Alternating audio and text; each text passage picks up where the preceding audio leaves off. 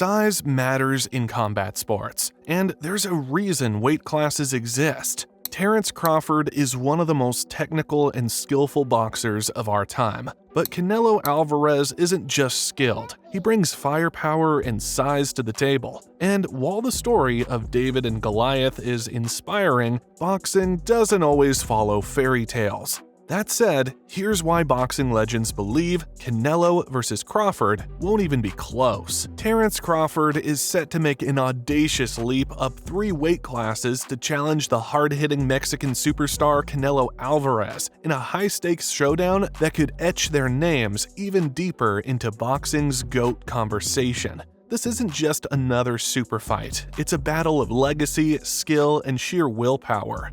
While some believe that Crawford's slick footwork and elite boxing IQ could help him outpoint Canelo over 12 rounds, many experts argue that this move is far riskier than it appears on the surface. One crucial detail that often goes unnoticed is that Crawford is no stranger to weight transitions. He has already moved up weight divisions in the past, proving his ability to carry his skills across different classes. However, jumping 3 more weight divisions to fight a powerhouse like Canelo is an entirely different challenge. Legendary trainer and commentator Teddy Atlas takes it a step further, pointing out that when you factor in Crawford's initial weight class, he's actually moving up a total of 6 divisions to face one of the hardest punchers in the sport. Hey Atlas, Teddy, I gotta get just right to it. Terence Crawford wanting to move up 3 weight classes to fight Canelo Alvarez. You as a trainer, what's your insight on that? And I don't know, would you advise a fighter to move up 3 weight classes to fight someone like Canelo? You got to remember, he's already moved up 3 weight classes. So now you're talking 6 if you add on 3, you know? Yeah, my math is different than yours. Atlas goes on to emphasize how gaining mass for such a monumental step up can be detrimental, even for a fighter as skilled as Crawford. Packing on muscle might help with durability, but it can also slow a fighter down, impacting their reflexes and movement. Against someone like Canelo, who has been competing at these heavier divisions for years, that could spell disaster. Being that I've been in this business my whole life. So 6 is a lot. 6 weight classes. IBF welterweight champion Jared Boots Ennis has also expressed concerns about whether Crawford can maintain his signature speed with the extra pounds. Ennis believes that adding weight could significantly diminish Terence's agility, one of the key factors that has made him so dominant. I'm pretty sure it's going to be a little difficult because you got to, what are you going to have to put on, like an extra 14 pounds, so he might be a little slower, or who knows, he could be faster, I don't know. Like, it's just, you got to add more weight and gain more muscle and stuff like that, moving up in weight and things like that, so it's a little harder, but I don't know. You know, we'll see on fight night how he'll look. This presents a major problem. Crawford's biggest weapons against Canelo are his speed, technique, and superior boxing IQ.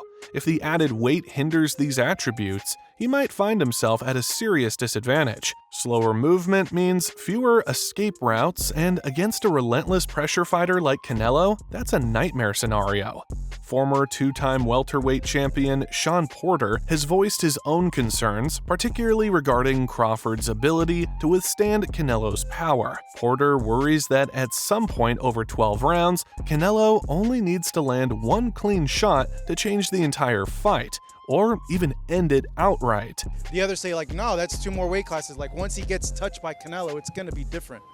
I am concerned about him absorbing a Canelo punch, especially through the course of 12 rounds. But Porter isn't alone in his skepticism. Renowned sports journalist Stephen A. Smith has also weighed in, questioning whether Crawford has the firepower necessary to keep Canelo at bay. According to Smith, if Crawford lacks the ability to hurt Canelo, the Mexican star will simply keep coming forward, applying constant pressure and looking for that one devastating punch that could put Crawford to sleep. My concern is that he won't hurt Canelo. And if he doesn't hurt Canelo and can't hurt Canelo, then Canelo keeps coming. It's almost like something out of a horror movie. Canelo could play the role of Michael Myers, walking through punches unfazed, hunting Crawford down until he finds his moment to strike. Smith doubles down on this comparison, noting that Canelo would likely stalk Crawford the same way he did against Jermell Charlo and Caleb Plant, breaking them down round by round before unleashing a fight-ending barrage. In Smith's view, Crawford simply doesn't have anything in his arsenal that could truly trouble the Mexican powerhouse. Similar to how he stalked Charlo, how he stalked, once he had Plant hurt, he chased after him. Canelo is a very powerful individual who can get exposed by a boxer because every shot he throws, he's trying to make it a power shot. To make matters worse, Smith also pointed out that Crawford has never faced an opponent with Canelo's kind of punching power. That experience gap could prove to be a major issue. If Crawford can't hurt Canelo, then the fight becomes a one-sided hunt, with the Mexican champion walking through shots and dictating the pace for 12 grueling rounds. I just believe that Crawford hasn't been in the ring with anybody this powerful, and I'm wondering whether he could stay away. Again, Crawford is the superior boxer, but if he can't hurt Canelo, he can't keep him off of him, and that's where the problem is. According to undefeated boxer Adonis Wilkins, this fight doesn't look promising for Terence Crawford. While he holds immense respect for Bud and acknowledges his skills, Wilkins didn't sugarcoat his thoughts. Moving up 2 weight classes will undoubtedly slow Crawford down, making it difficult for him to maintain his signature speed and mobility. More importantly, Wilkins pointed out that Terence simply won't have the same level of power as Canelo, which could spell disaster when facing a fighter known for his knockout ability. He wrapped up his statement with a blunt prediction. It's going to end rough for Crawford. That's a bad look for Crawford. I love Crawford, dog. I think he's real talented, but we see him at 154 going up in weight class, and he kind of struggled. He didn't struggle, but that weight was definitely a difference. To go up another 2 weight classes after that, we're going to see a lot slower Terence Crawford. When asked how he envisions the fight playing out, Wilkins doubled down on his prediction. He believes Canelo's size advantage will wear Crawford down over the rounds, leading to a late stoppage, much like what happened to Caleb Plant. Given Canelo's ability to systematically break down opponents, Wilkins sees a similar fate for Bud in the later rounds. Canelo. How you got that fight going? How does it go? I say he's going to get him in the later rounds because of the weight difference.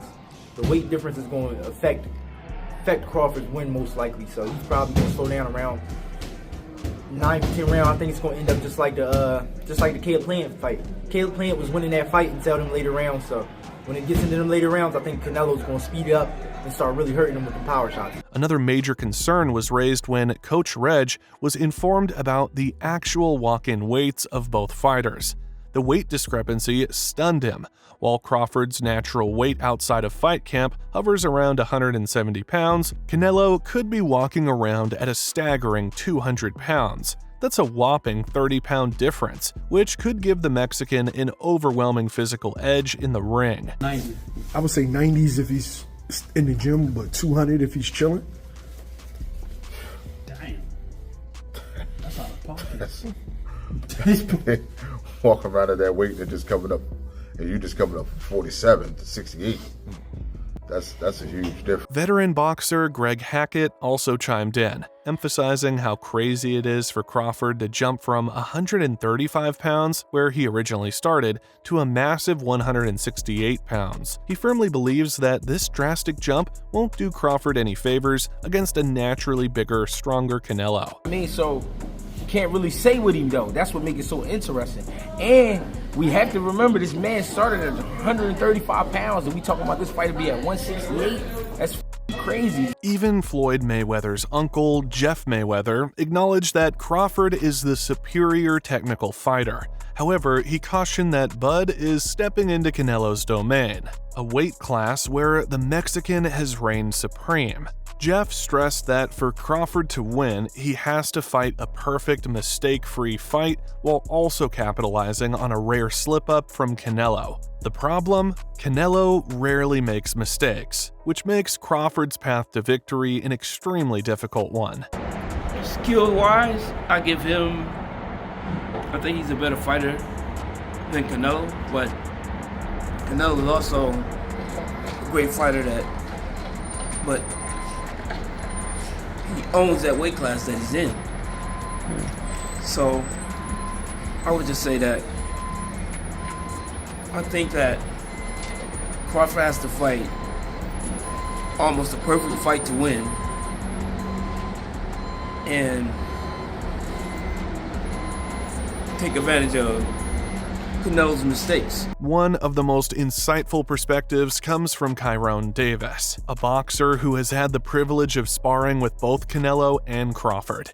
His first-hand experience allows him to make a more informed comparison, and according to him, size isn't the only issue. Canelo is a complete package of size, skills, and raw power. Davis firmly believes that these attributes combined make Canelo an even greater threat than most people realize. You know, everybody knows that Crawford got the skills. I do think that Canelo's a little big. He's a little big for Crawford. And it'll be a tall task for him to win. It'll be a lot you have to.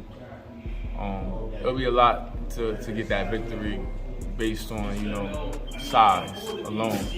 Not that size wins fights, but you got a guy that got size and skills. While Davis acknowledged the difficulty in predicting the outcome, if he had to bet on someone, he wouldn't hesitate. Canelo would be his pick without question. Nothing's impossible, but if I had my money on somebody winning the fight, it'll be Canelo Alvarez. Even though Terence Crawford is a great fighter. Like many others, Davis also emphasized that the weight class of 168 pounds will play a major role in this fight. He noted that Canelo's punches will be far more effective at this weight, whereas Crawford might struggle to adjust to the added pounds. In his opinion, the size factor alone makes this an uphill battle for the American. Will play a factor in that fight. It won't. It'll be a lot harder to damage Canelo. And Canelo his punches will be way more effective than Crawford's punches if they fight at 168. So I think it'll be an issue. It's not impossible, but it would be hard. While Davis has sparred with both men, former WBA champion Amir Khan is one of the few boxers who has actually stepped into the ring with both Canelo and Crawford. And unfortunately, he experienced the power of both firsthand, suffering knockout losses to each of them in the 6th round. When asked how he thinks this fight would unfold, Khan acknowledged Crawford's technical edge, but made an important observation. Canelo has improved significantly since their fight. In his view, the Mexican is now on a similar level skill-wise, which means that the only true difference between them is size. And in that category, there's no debate about who holds the advantage. But then again, I think since when I fought Canelo's become a better boxer. He started boxing more better. You know what I mean? Technical more. Especially against the last fight against Mangui. He boxed really well as well. And he's looking really good. He's still, a lot of people might say, oh, he's getting old, this, that, another. But no, Canelo's still a beast. While Amir Khan kept his thoughts somewhat open-ended, Coach Joel Diaz didn't hold back. Not only does he believe Canelo has the advantage, but he's also absolutely convinced that Terence Crawford has no chance against the Mexican superstar. Diaz, like many others, pointed out the undeniable reality. There's a reason weight classes exist. He fully acknowledges that Crawford is the best in his division, but moving up 2 weight classes to face a powerhouse like Canelo, in Diaz's eyes, that's a dead-end road for Bud. Don't try to come and try to fool me, telling me that Crawford can beat Canelo. There is no way. There is no way that Crawford can beat Canelo. And not because he's not a great fighter. He's a great fighter. He's a superstar. He's the best pound-for-pound fighter, but in his division.